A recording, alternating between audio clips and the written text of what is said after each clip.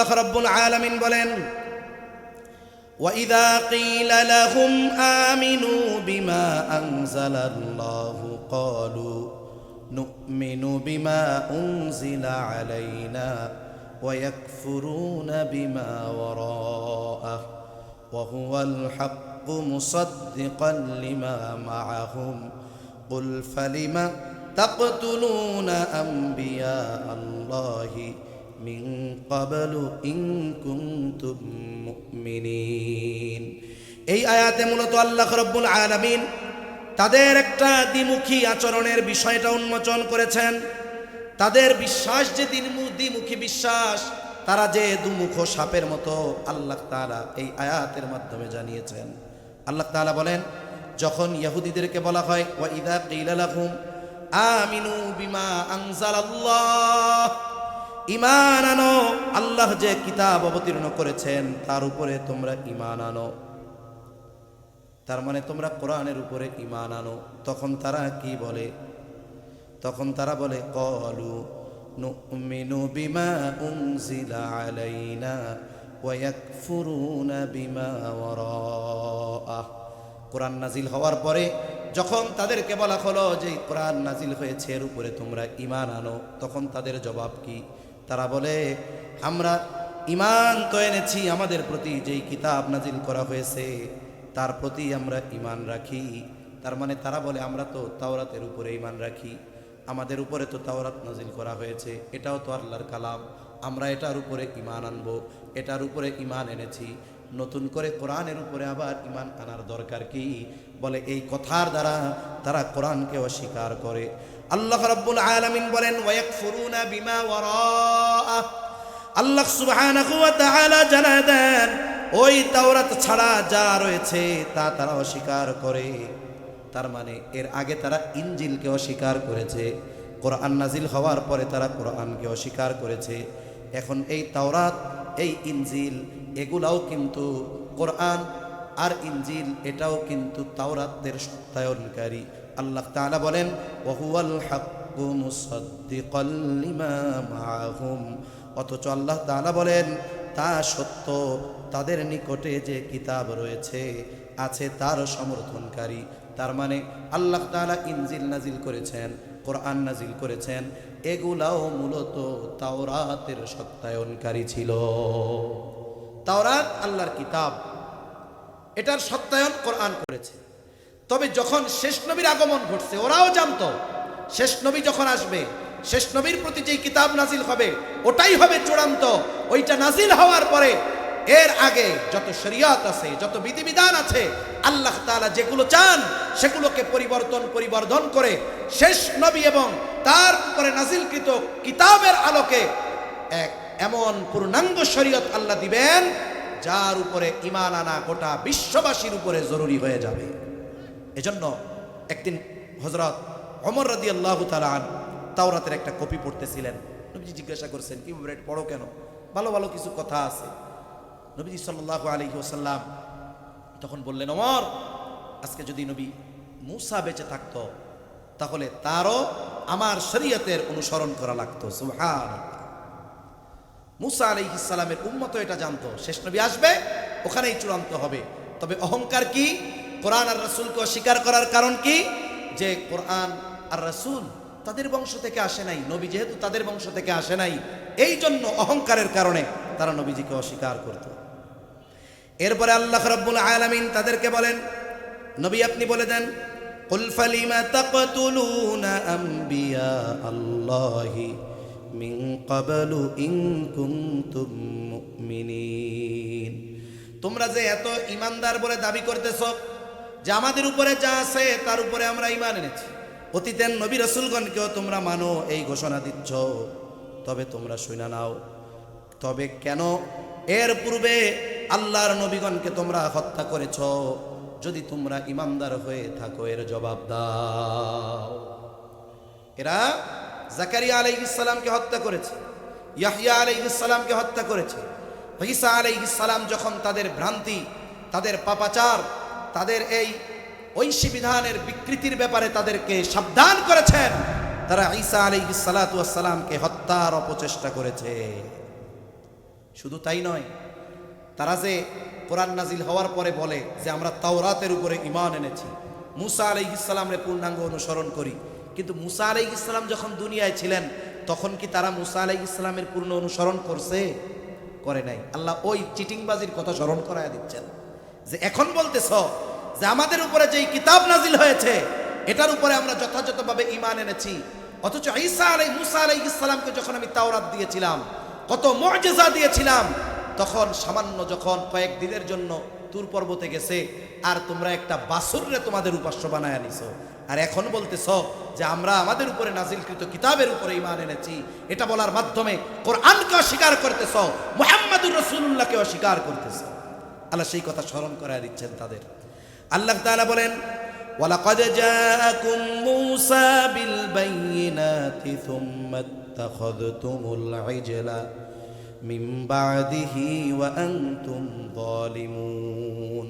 আল্লাহ তাআলা বলেন, আর মূসা আলাইহিস সালাম তোমাদের নিকট সুস্পষ্ট মুআজিজা সমূহ নিয়ে এসেছিলেন, তবুও তোমরা তারপর বাছুরকে তোমাদের ইবাদতের উপাস্য বানায় নিয়েছো।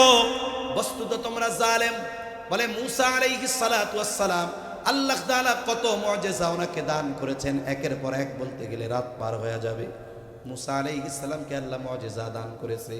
ওই যে মিশর থেকে যখন ফেরাউনের জুলুম থেকে নিষ্কৃতি পাওয়ার জন্য আল্লাহ তাআলা আদেশ করলেন, পয়গম্বর মূসা আপনি বনি ইসরাইলদেরকে নিয়ে মিশর ছেড়ে চলে যান। কোন পথে যাবে, কোন দিকে যাবে, নিজ সিদ্ধান্তে পয়গম্বর মূসা রওনা হন নাই, বরং কোন পথে কোন দিক দিয়ে যাবে সমস্ত পথ নির্দেশনা যিনি দিয়েছেন তিনি কে? আরো জোরে বলেন কে? কালকে আর জোরে বলা লাগবে না, আজকে আর একটু জোরে কোন কে? আরো জোরে বলেন কে?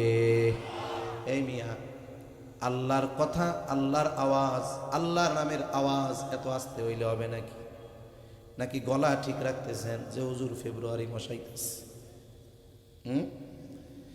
এখন যদি অসুস্থ হয়ে যায় তাইলে মিছিল দিমু কেমনে? জোরে বলেন, নির্দেশ দিছে কে? আল্লাহ নির্দেশিত পথে মূসা আলাইহিস সালাম রওনা হয়ে গেছেন। লোহিত সাগরের পাড়ে পৌঁছায় গেছে।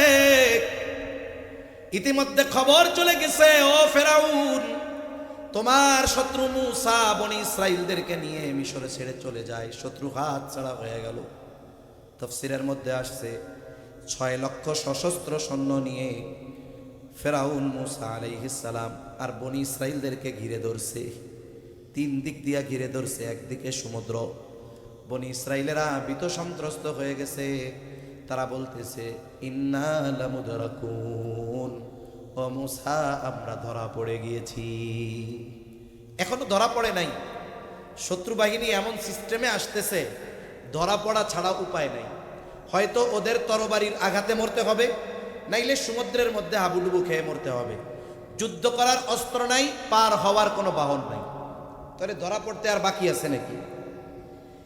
আসন্ন বিপদের ভয়াবহতাকে অনুধাবন করে তারা বলতেছে, ইন্না লামুদরাকুন, আমরা অবশ্যই ধরা পড়ে গেছি, আর বাঁচার উপায় নেই। এই পথে তো মূসা আলাইহিস সালাম নিজে আসেন নাই, আসতে বলছে কে? এবার একটু জোরে কইয়েন, আরো জোরে বলেন কে? মূসা আলাইহিস সালাম সেই জন্য জবাব দেন, ক্বালা কাল্লা ইন্না মাইয়া রাব্বি সায়াহদিন। মূসা আলাইহিস সালাম বলেন, কাল্লা, কখনোই নয়। শত্রু যত নিকটে হোক না কেন ধরা আমরা পড়ব না। বনি ইসরাইলের অভ্যাস ছিল বারবার খালি প্রশ্ন করত, এরপরে প্রশ্ন করার কোনো সুযোগ রাখেন নাই পয়গম্বর মূসা। আগত অনাগত সম্ভবত সব ধরনের প্রশ্নের জবাব দিয়ে বলেন, ধরা পড়ব না। এর একমাত্র কারণ, ইন্না মাইয়া রব্বি, ওদের সাথে যা থাকে থাক, আমার সাথে আছে কে? সায়াহদিন, এখনই তিনি পথ দেখায় দিবেন। সমুদ্র সামনে, তাতে কি আসে যায়? আল্লাহ তাআলা বলেন, পথ দেখায় দিলাম। فأوحينا إلى موسى أن اضرب بعصاك البحر فانفلق فكان كل فرق كالطود العظيم। আল্লাহ তাআলা বলেন, আমি মূসা আলাইহিস সালামের কাছে প্রত্যাদেশ প্রেরণ করলাম, ওহী পাঠাইলাম। ও পয়গম্বর মূসা, আপনি লাঠি দিয়ে সাগরের উপরে আঘাত করেন, বাড়ি মারেন। মূসা আলাইহিস সালাম সাথে সাথে লাঠি দিয়ে সাগরের উপরে আঘাত করলেন। আনিদ্রিব বিআসাকাল বাহার, বাড়ি মারতে দেরি আল্লাহ তাআলা জানায় দেন ফানফালাকা ফাকানা কুল্লু ফিরকিন কাত্তাউদিল আযীম। সমুদ্র ফেটে দুই ভাগে বিভক্ত হয়ে গেল, দুইটা পার্ট দুই দিকে সরে গেল, পাহাড় সাদৃশ্য উঁচু দেয়ালের মতো হয়ে গেল। মধ্য দিয়ে বনি ইসরাইলের 12টা গোত্রের জন্য আল্লাহ তাআলা মুহূর্তের মধ্যে শুকনা ঠনঠনা 12টা রাস্তা বানায় দিলে। এই যে মূসা আলাইহিস সালামের মুজিজা, লাঠির আঘাতে রাস্তা বানায় দিছে আল্লাহ। ফেরাউনের সামনে গেছে সারা দেশের বড় বড় জাদুকর হাজির। মূসা আলাইহিস সালাম লাঠিটা ছাড়ছে, জাদুকরেরা চোখের বেলকি দিয়া যত সাপ বানাইছে মুহূর্তের মধ্যে গ্রাস করে ফেলছে। শুধু তাই না, কোন কোন তাফসীর আছে মূসা আলাইহিস সালামের লাঠি আজীব এক লাঠি। বলে উনি যখন লাঠিটা পাশে রাইখা ঘুমাইতেন, কয়েকজন চেষ্টা করছে চুরি করার জন্য। আল্লাহ তাআলা তখন লাঠির জবান খুলে দিতেন, আর ভয়ের ঠেলায় ওরা পালায়া চলে যেত। কিরে লাঠি কথা কয়। এই যে লাঠির মুজিজা আল্লাহ দান করেছেন। আগুনের প্রয়োজন যদি হতো, মূসা আলাইহিস সালাতু ওয়াস সালাম যখন তিনি বগলের তলে হাত দিতেন, হাতটা আগুনের মতো একেবারে শুভ্র উজ্জ্বল হয়ে যাইত। বিভিন্ন ধরনের মুজিজা আল্লাহ দান করেছিলেন। এই জন্য আল্লাহ বলেন ওয়ালাকাদ জাআকুম মূসা বিল বাইনাত, আর মূসা আলাইহিস সালাম তোমাদের নিকট সুস্পষ্ট মুজিজা সমূহ নিয়ে আসছিলেন। এগুলো তোমরা সব দেখছো। সমুদ্রের মধ্য দিয়ে রাস্তা দেখছো, সমুদ্র পাড়ি দিয়া গেছো, ফেরাউনের মৃত্যু তোমরা সচক্ষে অবলোকন করেছো। তোমাদের খাবারের ব্যবস্থা নাই, আসমান হতে মান্না সালওয়ার ব্যবস্থা করা হয়েছে। মূসা আলাইহিস সালামের মুজিজা তোমরা বলেছো পয়গম্বর মূসা, মিশরে তো আমাদের মাথার উপরে ছাদ ছিল, রোদ থেকে বাঁচতাম, বৃষ্টি থেকে বাঁচতাম। আল্লাহ তাআলা তোমাদের জন্য মেঘমালাকে ছাদ বানায়া দিয়েছে। এত মুজিজা তোমরা প্রত্যক্ষ করেছো, দেখেছো। এরপরেও কি হইল? আমি যখন পয়গম্বর মূসাকে তাওরাত দেওয়ার জন্য তুর পর্বতে আসতে বললাম, তুর পর্বতে যখন নিয়ে আসলাম, তোমরা কত বড় অকৃতজ্ঞ, তোমরা কত বড় জালেম। আসমানি খাবার পরেও, আল্লাহ তাআলার এত নিদর্শন দেখার পরেও, পয়গম্বর মূসার মুজিজা সমূহ দেখার পরেও মাত্র 40 দিনের জন্য যখন তিনি তুর পর্বতে গেছেন, তোমাদের জন্য আল্লাহ প্রদত্ত এক কিতাব আনার জন্য তোমরা জালেম। ওই অল্প সময়ের মধ্যে তোমরা একটা বাছুরকে নিজেদের উপাস্য বানায় নিছ। আল্লাহ ওই যে স্মরণ করায় দিচ্ছে, তোরা কইতাছস যে আমাকে উপরে কোরআন কিতাব নাজিল হইছে, আমরা এটার উপরে ঈমান আনি। তোরা তো সেই জাতি, 40 দিন মূসা আলাইহিস সালাম ছিল না, এত মুজিজা দেখার পরেও তোরা মূসা আলাইহিস সালামকে অস্বীকার করেছিস। দাও যে আমরা পাক্কা ঈমানদার, চিটিংবাজ কোথাকার। এই চরিত্রের লোক সমাজে আছে না নাই? অনেক পাবেন সামনে, আরো আশা করি। ওনার ঈমান আপনাদের ইমামের চাইতে বেশি হয়ে যাবে, ওনাদের ঈমান আপনাদের এলাকার বড় বুজুর্গ আলেমের চাইতে বেশি হয়ে যাবে। এইরকম ইহুদিদের চরিত্রের লোক সমাজে আছে না নাই? অভাব। আল্লাহ এই ধরনের দুমুখ শব্দের থেকে জাতিকে হেফাজত করেন। জবান খুলে বলি আমিন।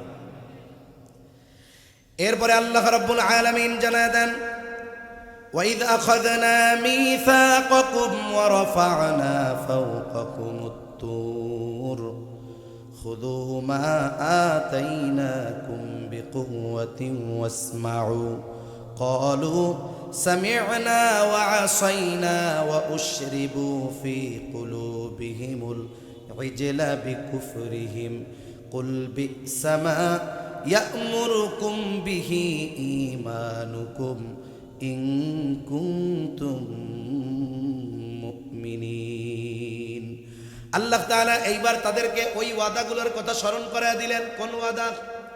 আমার আগে হযরত বনি ইসরাইলদের থেকে যেই ওয়াদারগুলো কথা স্মরণ করায় দিয়েছেন, আলোচনা করেছেন। ওয়াদা নিছিলেন আল্লাহ কেমনে? বলে তুর পাহাড় তখন তাদের মাথার উপরে ছিল। ওরা চিন্তা করছে, এখন যদি আমি কথা মাইনা না নিই তাইলে তো পাহাড় ছাইড়া দিব, পাহাড় ছাইড়া দিলে বাঁচার উপায় আছে নাকি? জোরে বলেন আছে নাকি? অনেক সময় আছে অনেক মানুষ মুখ দিয়ে অনেক কিছু বলে, কিন্তু অন্তরে আসলে ওইটার বিপরীত আছে না নাই? আছে। মিছিল দেয় কোরআন হাদিসের আলো, ঘরে ঘরে জ্বালো, কিন্তু নিজের জীবনে জ্বালতে চায় না, জায়গা মতো জ্বালতে চায় না। এমন লোক আছে না নাই? বহুত আছে। একটা গল্প শোনাই আপনাদের, কষ্ট হইতেছে নাকি? আমি বুঝি অনেক সময় এই ধরনের আলোচনাগুলো, কোরআনুল কারীম হলো এমন, আমি যে আপনাদের সংক্ষেপে কথাগুলো বলার চেষ্টা করতেছি, আসলে এত সংক্ষেপে বলার উপায় এগুলা নাই। 2 পৃষ্ঠার তাফসীর 5 দিন করা দরকার কমপক্ষে, তাইলে আনুষঙ্গিক বিষয়গুলো এনে সব কথাগুলো বোঝানো সহজ হইত। তা মূল কিছু কথা বলতেছি, মনে হচ্ছে যে এই জায়গার একটা ওই জায়গার একটা, তবে ইনশাল্লাহ শেষে আমি পুরা কথাগুলোকে একটা ছোট্ট প্যাকেজ আকারে আপনাদের জেহেনে ঢেলে দেওয়ার চেষ্টা করব। তা ওদের থেকে যখন স্বীকৃতি নেওয়া হয়েছে, ওরা স্বীকৃতি দিছে মুখে, কিন্তু অন্তরে স্বীকৃতি দেয় নাই। আমাদের বাংলাদেশের এক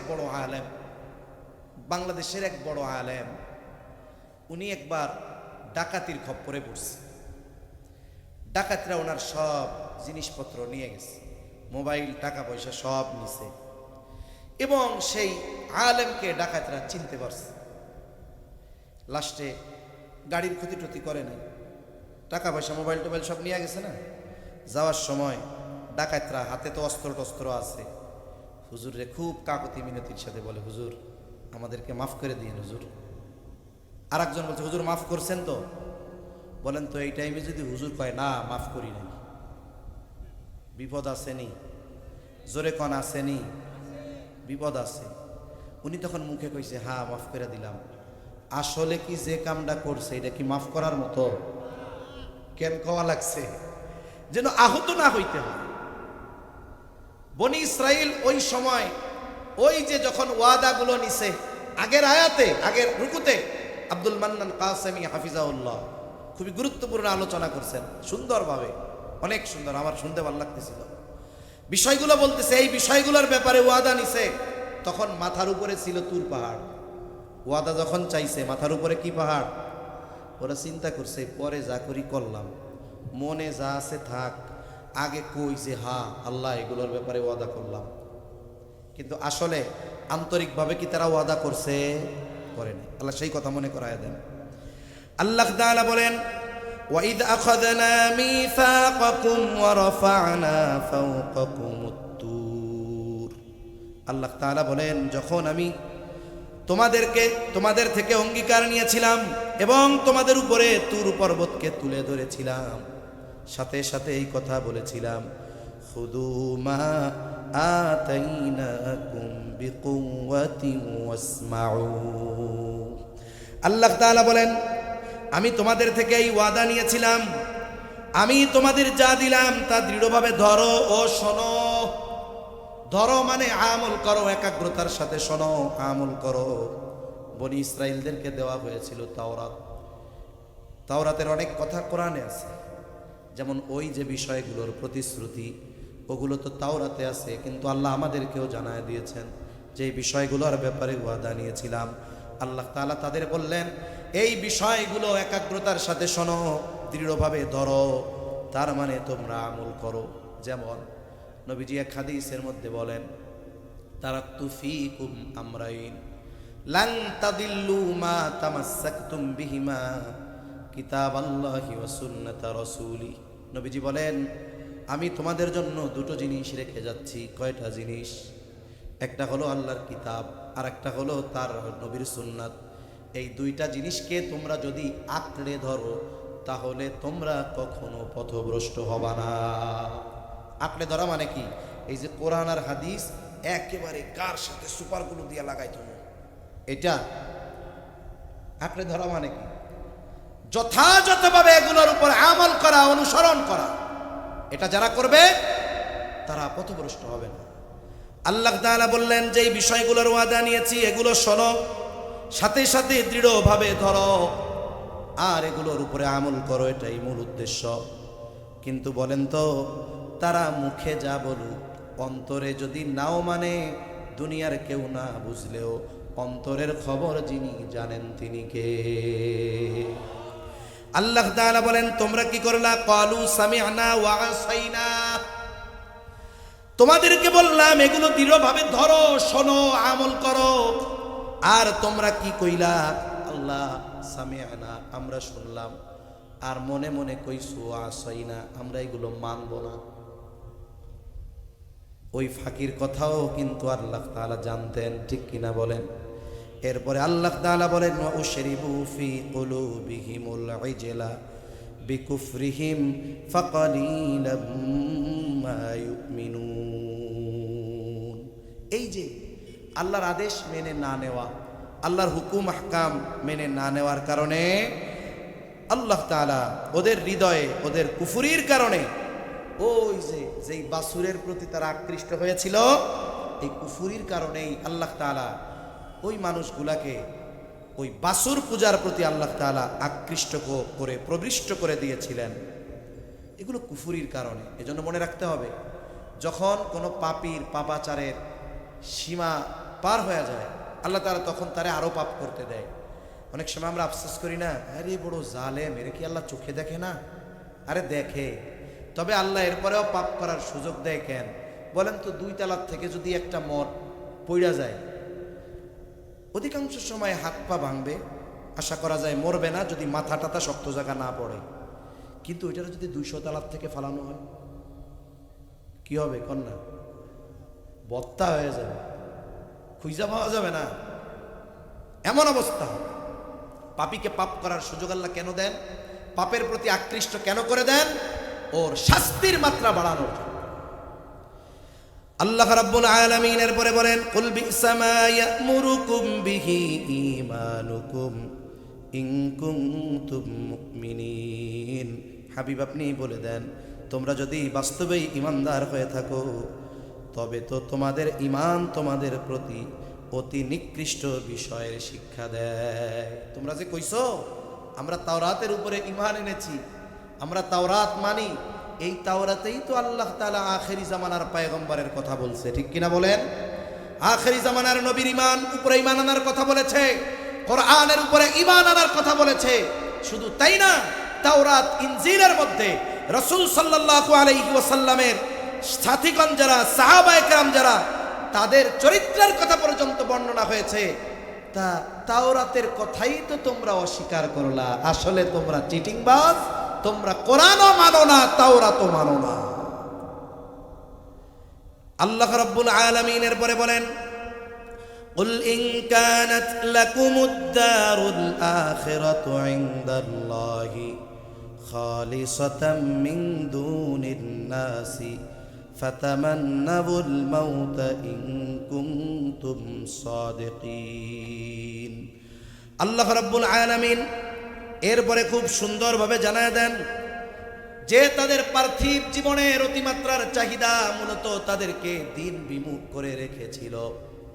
বাস্তবেও দুনিয়ায় এটা, যারা দুনিয়ার চাকচিক্যময় এই বিষয়গুলোর উপরে বেশি আগ্রহী, এরা দুনিয়া পাওয়ার জন্য দিন ছাড়ে, দুনিয়া পাওয়ার জন্য কুফরি করে, দুনিয়া পাওয়ার জন্য জুলুম করে, দুনিয়া পাওয়ার জন্য সুদ খায়, ঘুষ খায়, দুনিয়া পাওয়ার জন্য মিথ্যা কথা বলে, দুনিয়া পাওয়ার জন্য কোরআন হাদিসকে বিভিন্ন সময় প্রকাশ্য আর অপ্রকাশ্যভাবে তারা অস্বীকার করে। এই চরিত্রটা তো মুমিনদের হওয়ার কথা না, এটা ছিল ইহুদিদের ক্যারেক্টার, চরিত্র। আল্লাহ রাব্বুল আলামিন এরপরে বলেন, কুল ইন কানাত লাকুমুদ দারুল আখিরাতু ইনদাল্লাহি খালিসাতাম মিন দুনিন নাস।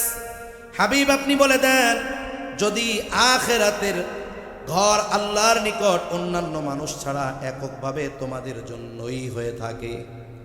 আয়াতের আলোচনার শুরুতে বলেছিলাম, ইহুদিরা নিজেরা মনে করত যে আমরা হইলাম আল্লাহর সবচাইতে নিকটবর্তী, আমরাই হলাম আল্লাহ তাআলার সবচাইতে প্রিয় বান্দা। তারা মনে করত যে আল্লাহ তাআলার কাছ থেকে আখিরাতে নাজাত পাওয়ার একমাত্র অধিকার এদেরই আছে, আর কারো নাই। নবীকে আল্লাহ বলেন, ও হাবিব, আপনি বলেন, যদি তোমরা আখিরাতের ঘর তথা জান্নাত আল্লাহর নিকট হতে অন্যান্য মানুষ ছাড়া এককভাবে তোমাদের জন্যই হয়ে থাকে, যে আখিরাতে তোমরাই শুধু জান্নাতে যাবা। নবী মুহাম্মদ সাল্লাল্লাহু আলাইহি ওয়াসাল্লাম তার অনুসারীরা কোরআন যারা মানে তারা জান্নাতে যাবে না, এই দাবি যদি তোমরা করে থাকো তাহলে কি করো? আল্লাহ তাআলা বলেন, ফাতামান্নাউল মাউতা ইন কুনতুম সাদিকিন। হাবিব আপনি বলে দেন, যদি তোমরা ওই দাবি করো শুধু জান্নাত আল্লাহ তোমাদেরকে দিবে, তবে তোমরা আল্লাহর কাছে মৃত্যু কামনা করো যদি তোমরা সত্যবাদী হও। তাইলে জান্নাত তো তোমাগো, তাহলে তোমরা আল্লাহর কাছে কও যে আল্লাহ আমাকে মৃত্যু দেন, তাড়াতাড়ি জান্নাত দেন। এ কথা মনে রাখতে হবে। ইহুদি জাতি সবচাইতে ভীতু, ইহুদি জাতি সবচাইতে ভীতু জাতি, এরা মৃত্যুকে সবচেয়ে বেশি ভয় পায়। এজন্য এই পৃথিবীর বর্তমান বাহ্যিক অবস্থা হলো যেটা, এ পৃথিবীতে সর্বাধুনিক টেকনোলজি ইসরায়েলের হাতে।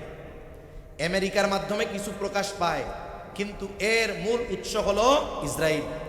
এই পৃথিবীর অর্থনীতি, এই পৃথিবীর প্রযুক্তির 90% বেশি নিয়ন্ত্রণ ইহুদিদের হাতে। এত প্রযুক্তি ওদের, ওদের পুরো ওরা যেই এলাকা দখল করে রাখছে, পুরো সীমান্ত জুড়ে ওদের আয়রন ডোম আছে। আয়রন ডোম কি? একটা কোনো ম্যাটেরিয়াল, ছোটখাটো ড্রোনও যদি উড়ে যায় এটাকে শনাক্ত করে মুহূর্তের মধ্যে মিসাইল মেরে ওটাকে ধ্বংস করে দিবে। এত প্রযুক্তি তাদের। তাদের আকাশ সীমায় যদি কোনো কিছু ঢুকে, তাদের দেশের নয় শত্রুপক্ষের, সাথে সাথে গোটা দেশে সাইরেন বেজে ওঠে। আমরা কি দেখছি, কয়েকটা ভিডিও আমি দেখছি অনলাইনে, যখন ইরান হামলা করতেছে, ইরান হামলা করছে কয়টা দেশ পাড়ি দিয়ে, 5-6টা দেশের বাধা অতিক্রম করে এরপরে যাওয়া লাগছে। শুধু ভূখণ্ড অতিক্রম করছে তা না, যেই ভূখণ্ডগুলো অতিক্রম করেছে প্রত্যেক ভূখণ্ডে আমেরিকার সেনাবাহিনীর মানে নিযুক্ত করা তাদের ওই কি জানি বলে ঘাঁটি আছে, সাথে সাথে ওই প্রত্যেকটা দেশের আকাশ সীমা নিরাপদ রাখার জিম্মাদারি আমেরিকানদের। তার মানে কতগুলো বাধাকে ফাঁকি দিয়ে এরপরে ইরানের এক একটা মিসাইল ইসরায়েলে পৌঁছানো লাগছে, 5-6টা বাধা পাড়ি দেওয়ার পর। অথচ যখন সাইরেন বাজছে, এমনও দেখছি ভয়ে তারা আন্ডারগ্রাউন্ডে তাদের জন্য বাংকার করা আছে, যখন সাইরেন বাজছে ভয়ের ঠেলায় রাস্তায় মুইটা দিচ্ছে। এত ভয় এদের, মরার ভয়, এত শক্তিশালী প্রযুক্তি থাকার পরেও।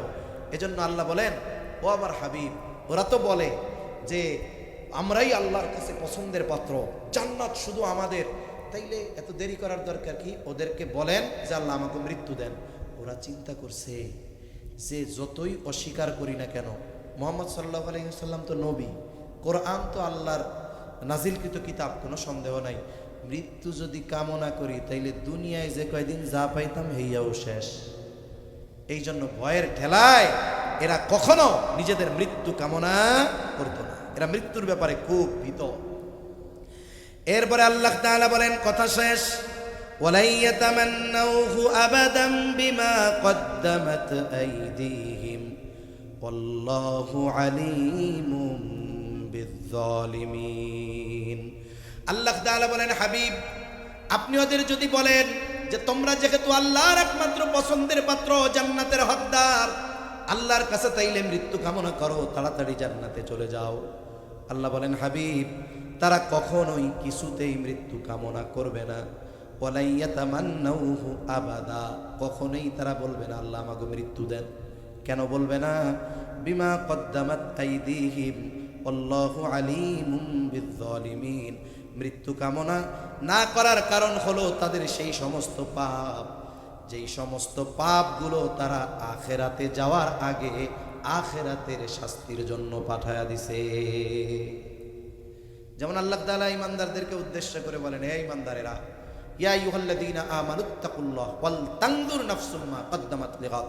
মুত্তাকি হও আর নজর দাও আগামীর জন্য কি পাঠাইছো। এখন আগামী বলতে হলো আখেরাত, পরকাল, কবরে ভালো থাকার জন্য, জান্নাত পাওয়ার জন্য কি পাঠাইছো। এখন বলেন তো পাঠাইতে হবে কি? কি পাঠাইতে হবে? নেক আমল। জোরে বলেন, কি আমল? নেক আমল পাঠাতে হবে।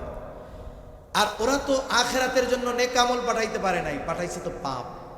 ওরা জানে মরার পরে আমাদের অবস্থা খারাপ হয়ে যাবে, এজন্য মুখে যতই দাবি করুক না কেন আমরাই জান্নাতের একমাত্র হকদার, কিন্তু আপনি যদি তাদেরকে মৃত্যু কামনা করতে বলেন, ওরা মৃত্যু কামনা করবে না। দুনিয়ার যারা জালেম আছে না, জালেম পাপী, এদেরকেও বলবেন, ওরা বলবে ওই যে তোর হুজুরের চাইতে আমার ইমান ভালো আছে, ওরে বলবেন তাহলে তুই মর, ও দেখবেন তখন ভয় পায়, ও মৃত্যুকে ভয় পায়, ও শহীদ হতে ভয় পায়, ও দ্বীনের জন্য আল্লাহর পথে নামতে ভয় পায়, ঠিক কিনা বলেন? কেন? ও জানে যতই নিজের ইমানদার কই না কেন, আখেরাতে আমার পাপ ছাড়া কিচ্ছু নাই, মরা মাত্রই সাইদ শুরু, দুনিয়ায় যে কয়দিন পাইতাম মরলে তাও পাবো না। এইগুলো অবস্থা। ইহুদিদের এই চরিত্রের মানুষ আমাদের সমাজে আছে। এজন্য আল্লাহ তাআলা বলেন তারা কখনোই মৃত্যু কামনা করবে না তাদের কৃত ওই সমস্ত পাপের কারণে, যেগুলো তারা অগ্রিম আখিরাতের জন্য পাঠায় রাখছে। ওয়াল্লাহু আলিমুম বিয-যালিমিন, আর আল্লাহ তাআলা এই জালেম, এই পাপীদের ব্যাপারে সম্যক অবগত, সব আল্লাহ জানেন। সর্বশেষ এই রুকুর সর্বশেষ আয়াত আল্লাহ তাআলা বলেন ওয়ালা তাজিদান্নাহুম আহরাসান নাসি আলা হায়াত ওয়া মিনাল্লাযীনা আশরাকু ইয়াওয়াদ্দু আহাদুহুম লাউ ইউআম্মারু আলফা সানা ওয়া মা হুয়া বিমুযাহজিহি মিনাল আযাবি আন ইউআম্মার ওয়াল্লাহু বাসীরুম বিমা ইয়ামালুন। আল্লাহ তাআলা বলেন হাবিব, আপনি জীবনের প্রতি ওদের সকল মানুষকে বেশি বেশি লোভনীয় পাবেন। তার মানে তারা এই দুনিয়ার হায়াতের ব্যাপারে, দুনিয়ার ব্যাপারে মাত্রাতিরিক্ত লোভী।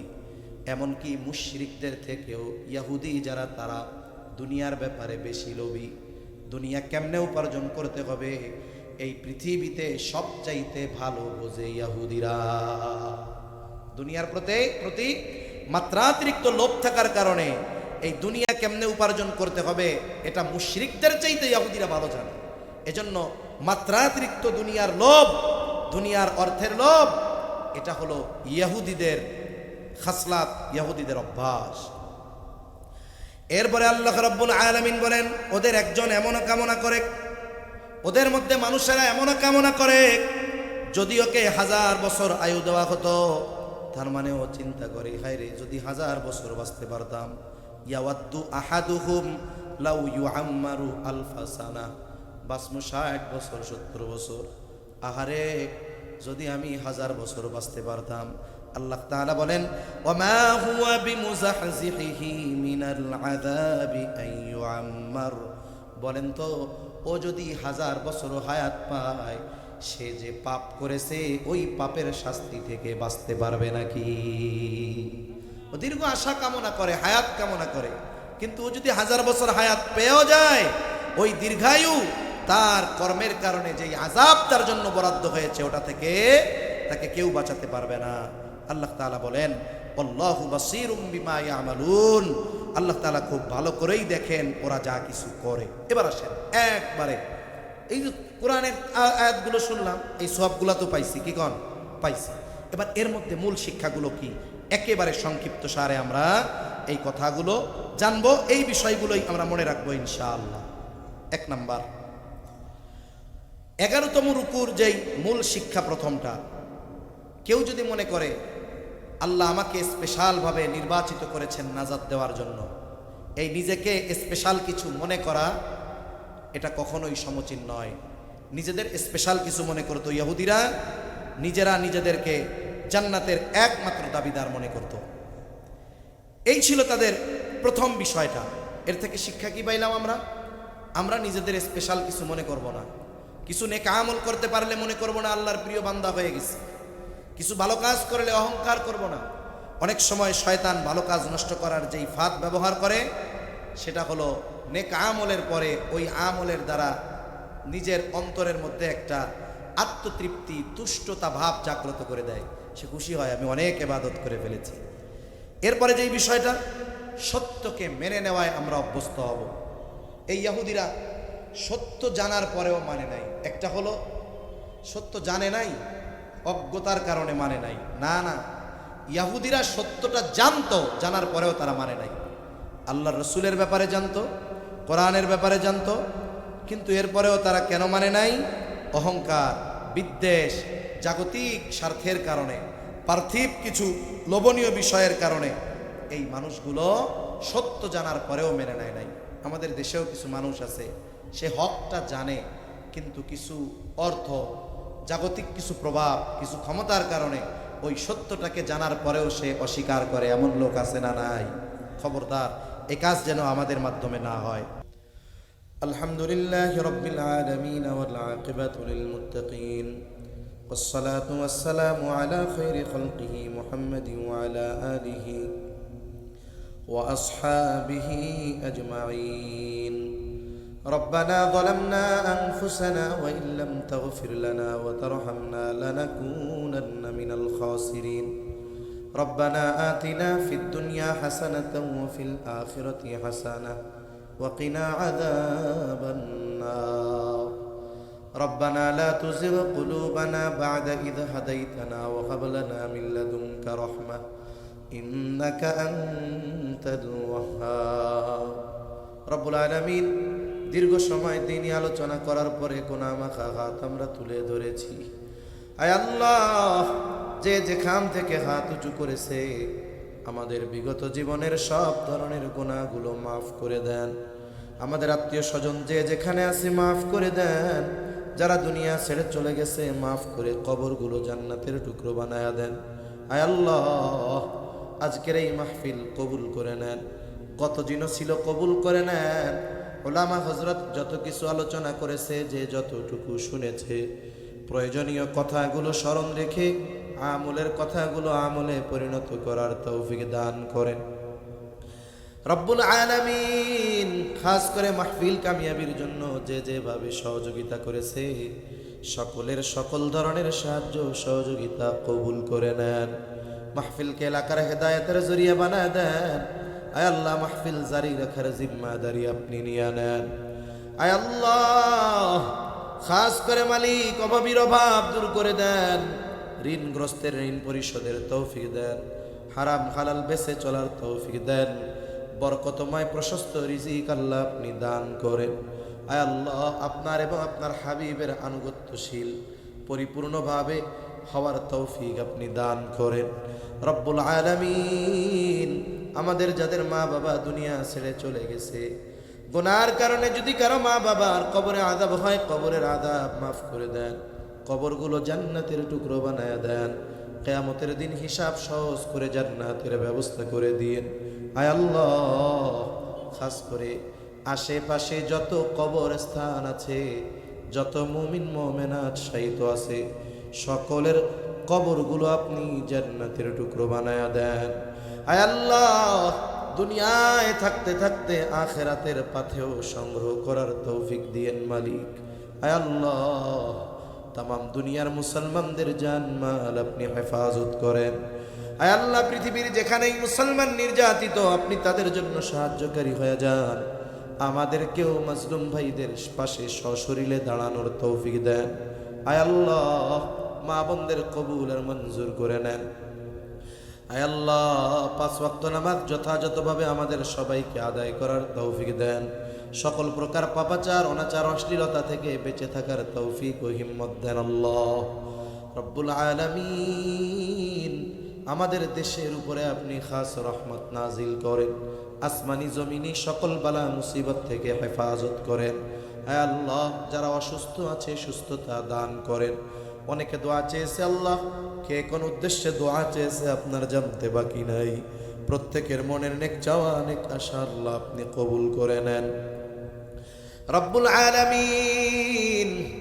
আমাদের সকলকে বারবার মক্কা মদিনা জিয়ারতের তৌফিক দেন।